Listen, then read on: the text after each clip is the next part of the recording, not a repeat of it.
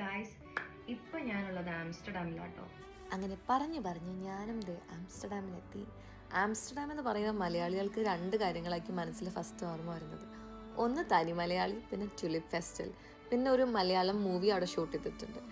അപ്പോൾ നമ്മൾ രാവിലെ തന്നെ ആംസ്റ്റർഡാം സെൻട്രത്തിൽ ഒന്നൊരു ബ്രേക്ക്ഫാസ്റ്റ് കഴിച്ചു. അതിനുശേഷം നമുക്കൊരു 1 ഡേ ടൂർ ഉണ്ട് കേട്ടോ. നമ്മളിന്ന് ക്വെക്കൻ ഓഫ് ഗാർഡൻ കാണാൻ പോവാണ്. ആ പ്ലേസ് അങ്ങനെ പ്രൊനൗൺസ് ചെയ്യുന്നതെന്ന് തോന്നുന്നു. തെറ്റാണെങ്കിൽ you can comment down below.